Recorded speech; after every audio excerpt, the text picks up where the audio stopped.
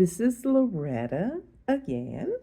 I am going to talk to you today or familiarize you today with Joseph in the Bible. I know you've heard of Joseph before.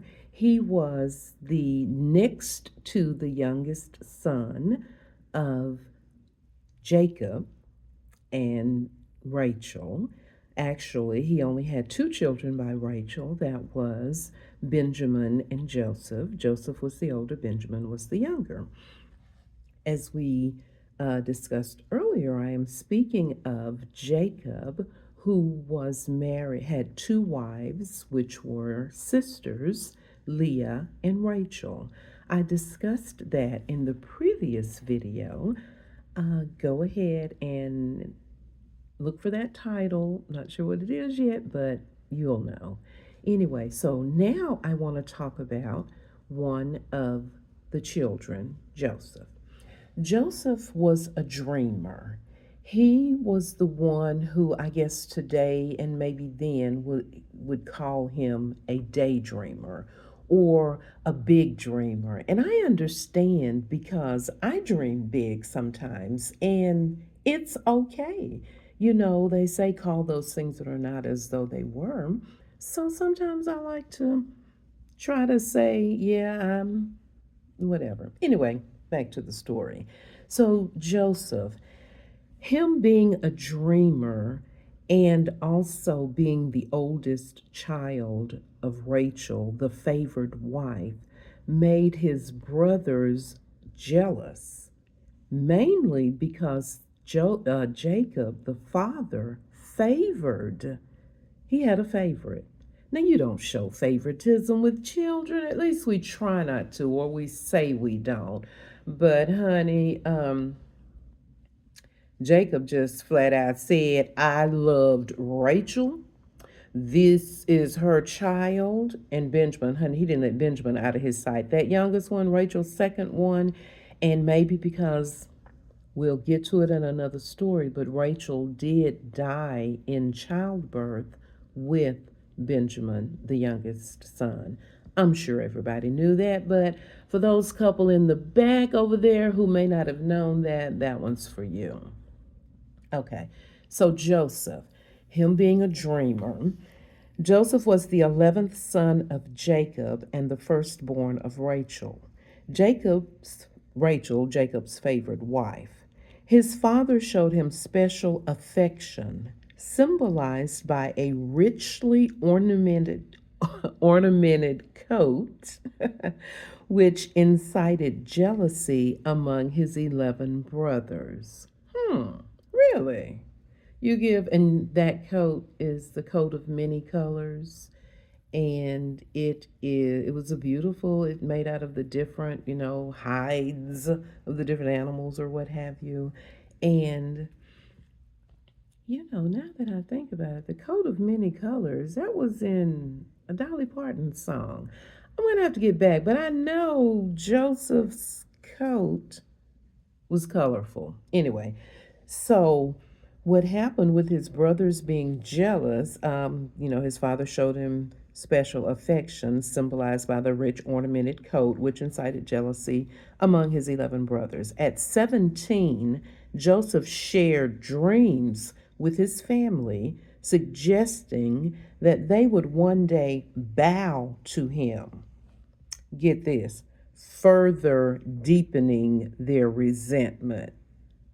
Yeah, okay. Now, we already don't like you. They didn't like him, and I'm sure it had to be, the favoritism. Parents, don't be guilty of favoritism, okay? I couldn't be because I only had one, but well, I may still be because I'm always doing. Anyway, it's not about me. Okay, so they betrayed him. Driven by jealousy, Joseph's brothers plotted to kill him, but ultimately sold him to a caravan of Ishmaelites heading to Egypt. They deceived their father by dipping Joseph's coat in goat's blood. leading Jacob to believe Joseph had been killed by a wild animal. Now, he only had two children by Rachel, his favored wife, anyway. And he favored one of one of her children over all the children. And then for you to, he's out here with you all, and you come back with his coat covered in blood and tell me he was killed by a wild animal? Can you imagine the grief, the pain, the hurt? But he really wasn't dead. Y'all know that, right? So Joseph, what they actually did to him was throw him in a pit. He stayed in the pit while they went and told dad this, big made up story.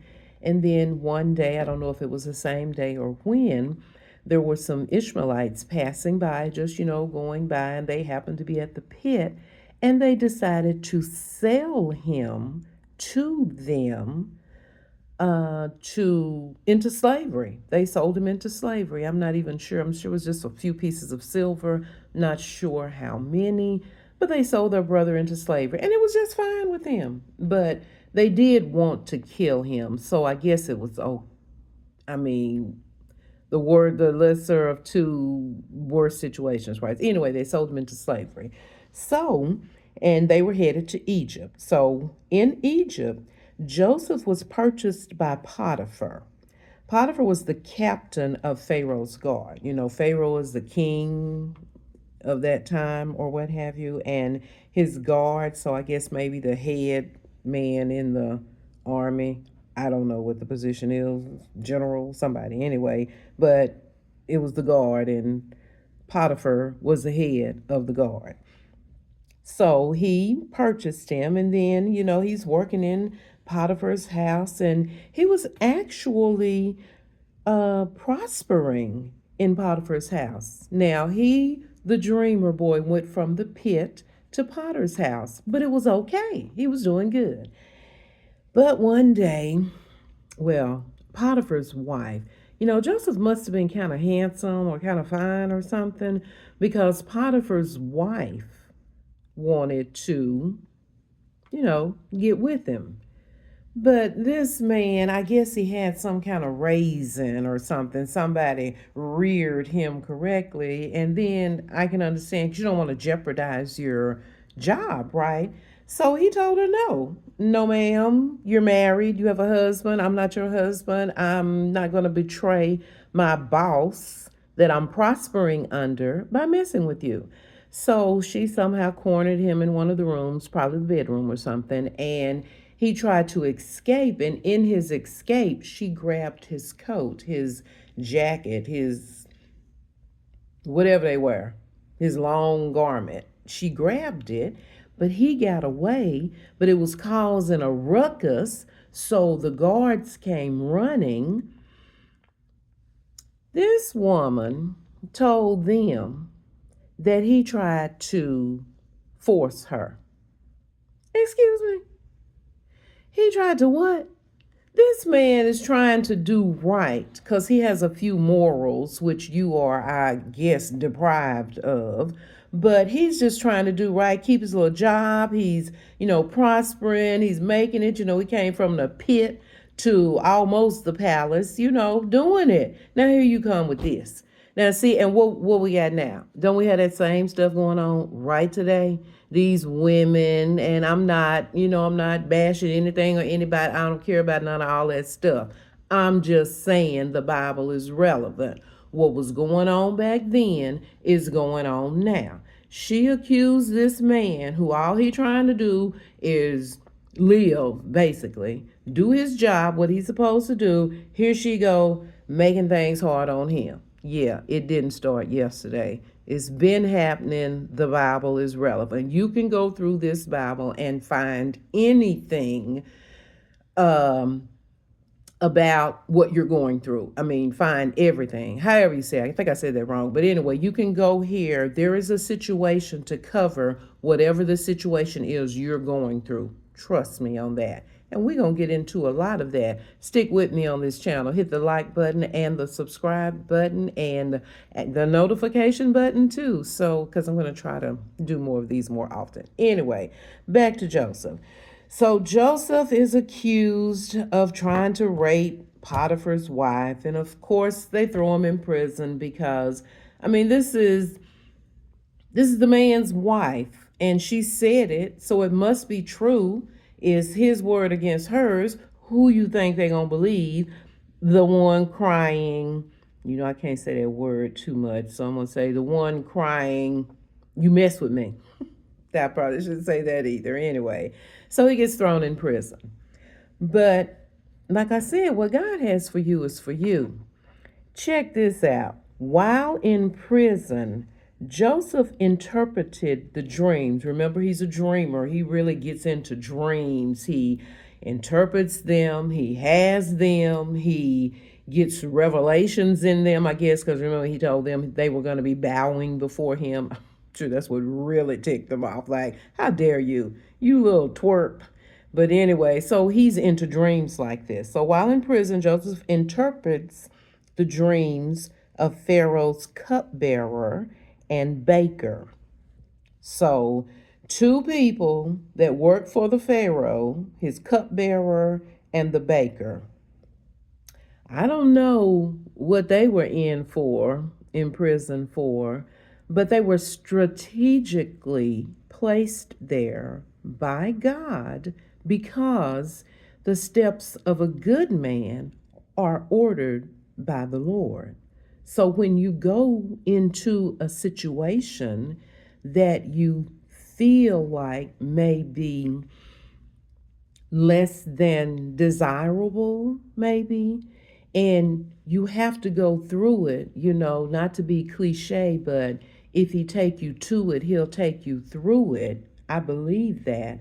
You just have to go through and get on to the other side of it. And it's not what you go through, but it's how you go through. So go on through and and a lot of things hurt us. And, God has no respect of persons. So he's not going to make it good for you and bad for her because he favors you. I don't think he does favoritism, but I know many scriptures say like, who was it sitting in his breast? Was it John whom he loved? But I don't know. It's another story, another video for another day. Sure, we'll get to it eventually. Right now, we're talking about Joseph. Back to Joseph. So while he was in prison, he accurately interpreted the dreams of the two dudes that used to work for the Pharaoh, the cupbearer and the baker. Not sure why they was in there, but they were. He interpreted the dream. All right, 2 years go by. So Joseph's still in prison because, you tried to rape the man's wife, so she said. So you're going to be in prison for a minute. So anyway, 2 years later, when Pharaoh had troubling dreams, by this time it looks like the cupbearer was already back at work. So I guess he did his little time and went on back to work for the Pharaoh. And he's up there, and the Pharaoh has started having these troubling dreams. God is trying to tell you something. So nobody in the land can tell the Pharaoh what these dreams mean. No one can interpret in the land can interpret these dreams. But because God is so strategic in how he does what he does, now 2 years have passed by, as I said, and the cupbearer has made his way on back to his job beside the Pharaoh. And when this situation happens with the troubling dreams, the cupbearer's like, oh, wait. You know what? A couple of years ago, when I was in the pen, okay. I just had to say that. Forgive me. A couple of years ago when I was, in the big house, there was this dude down there. His name was Joseph. And actually, I forgot to mention, but Joseph was also prospering in the lockup. He was running the prison. See, Joseph the type of dude, wherever he gonna run something because he's just blessed. And he's blessed like that. He was chosen. God chooses a lot of people. Now, did he choose you or did you choose yourself? Or no, did he send you or did you just send yourself, come, whatever? Anyway, so he was chosen. So he was also running the prison. But when the cupbearer told the Pharaoh or the people around him or whatever that this dude had interpreted his dream and, predicted their future, because actually I remember in the interpretation, if you go further into the scriptures, and I don't recall if I mentioned it, but we're in Genesis. I think I'll try to put that on the screen when I do the posting. But the chapters that discuss Joseph are chapters in Genesis, chapters 37 through 50. Discuss Joseph, talk about all this I'm speaking about. But I do recall, I guess it was the baker, since the cupbearer was at work after he got out of prison, so it was the baker, but he had predicted one of their deaths. So it was the baker. He had interpreted that some kind of way. Go read it, and it'll tell you some kind of way he interpreted he was going to die, and he did. So the cupbearer speaking, because God places you strategically where you need to be. So your name, he sends your name before people, puts it in rooms that you're not even in. Joseph down there in the prison, running things, minding his own business, doing what he do. His name all up there, up at the Pharaoh's room in the castle or wherever he is. His name all up there in that room, coming, going out through the room, and Joseph ain't nowhere around. See, he'll do that. He'll put your name, or people be calling you. You be down there minding your own business, be like, the king wants to see you, Pharaoh wants to see you, the president wants to see you, and you be like, excuse me? Oh, okay. Go on, see what he's talking about. But anyway, so Joseph interpreted Pharaoh's dreams as a prophecy of 7 years of abundance, followed by 7 years of famine. So that's like feast or famine. You got a whole lot, you got nothing. But it was going to happen in 7-year increments. Okay.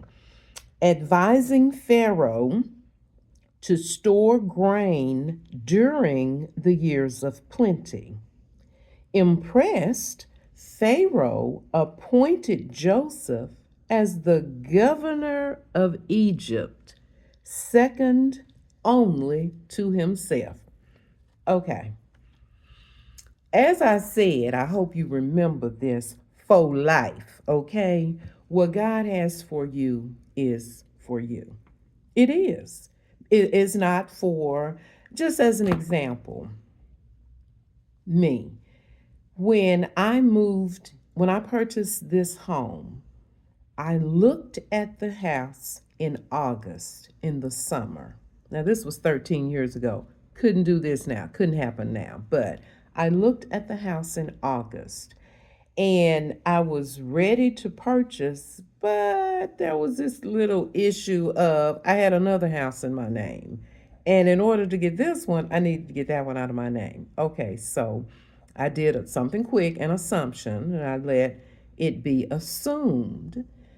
Got that? Well, that's a process because, there's paperwork and, qualifications, things that have to be done. So it took a couple of months. I didn't purchase and move into the house until December 23rd. From August to December, that house, being brand new, sat there and waited on me to go ahead and clean up the mess I knew I should have already dumped. I was trying to see if I could get away with something. Well, not get away with something, but seeing if my name was, could hold 2 houses. It couldn't. So anyway, did the assumption, and I was able to go ahead and go through with the process, the sale, the purchase. The sale buying it, whatever the purchase. And it all worked out because that house was for me. And also, quiet as it's kept, no down payment, no closing costs. The $500 I gave as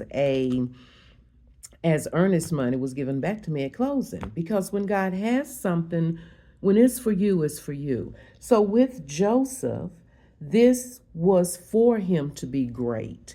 And then, he told his brothers his dream was that they would bow before him, the family. They would all bow before him. And then, like we said, if you recall from the beginning when he told them that, that's really what made them want to kill him. So they got rid of him.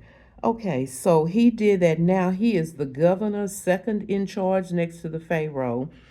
And let me, hurry this up. Okay, so during the famine, now the famine was in all of the land, the other, everywhere else. But in Egypt, because Joseph had this under control, because he was a very smart young man, had this under control, people from the other lands had to come to Egypt to buy grain and, food or what have you, so they could have something to eat because they were starving in their land. So during the famine, Joseph's brothers traveled to Egypt to buy grain.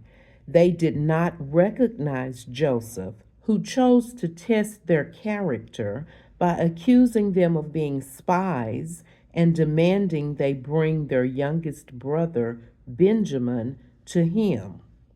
Now, what he really wanted to do, Benjamin was the baby boy. He was the other child of Rachel. Rachel was the favored wife. And they were all brothers, all 12 of them, but only those two were by Rachel. And he wanted to see his little brother. And so what he did was kept two of the brothers there. Well, he accused them of being spies, and to prove that they weren't spies, I guess they had to go get their young brother and bring them. And they knew that was going to be difficult because Jacob had already lost Joseph, so he thought, and Benjamin was the only other child of Rachel. He wasn't letting him out of his sight. That's why he didn't go with him in the first place. But when you're accused of something, you got to do what you got to do to make, especially back then, you didn't have choices. Now people, cuss out the police, fight back, try to go up the stairs and get tased. I saw that video today and I almost fell out. But you had to do it. So they left the brother. They went ahead and purchased the grain. And, they got it in their little sacks. I don't know what you call them, but their bags, their means of carrying it. And they get, halfway or down the road or whatever, and they realize that they have the grain, but they also have the money. Now, Joseph had his people give back the money they purchased the grain with. These my brothers. I'm running things. I'm not going to charge them, so give them the money back. Honey, they found their money. They got scared. They thinking that they're going to be accused of being thieves, but they went on, got their brother Benjamin. They were able to talk Dad into it. Read the scriptures. You'll see if you find the story interesting at all. You of course get more detail by of course reading it. I'm just giving you my take on it. So they went on back, bowed before him. And while they were bowed before him, he was just looking at his brothers. I bet he just couldn't believe he was going to be able to do this. And they were bowing before him, just like he told them when he was 17, all those years ago. I tried to tell y'all was going to bow before me. Well, guess what? They bowing before him. Don't even recognize who he is yet. Because, in their mind, he probably dead somewhere. That's been 100 years ago. Well, not 100, but, everything to me is 100 years ago. So he put them, or Joseph after a series of tests. So he put them, I can't remember everything he had them do, but he had them do a few things. I think he was really paying them back, for treating him that way, but not really. That's just, he wasn't. So after these series of tests, he revealed his identity to them, forgave them, and he invited his family to settle in Egypt. So, in other words, baby, y'all come on down here where I am. Because, see, I'm running things down here. Y'all ain't got to be down there hungry. Come on down here. Pack up your house, whatever it is. Oh, 25 minutes. Let me get on off of here. But it's a great story, the story of Joseph. It also is relevant today because, for the same reasons, if you truly are a believer, then you know what God has for you is for you. And you just press on, and in due time, ask Abraham and Elizabeth, in due time, it will manifest. Okay, guys, thank you for tuning in. Again, I say please press the like button, the subscribe button, the notification button, the share button, all of those buttons. Thank you again. Have a blessed day. Bye.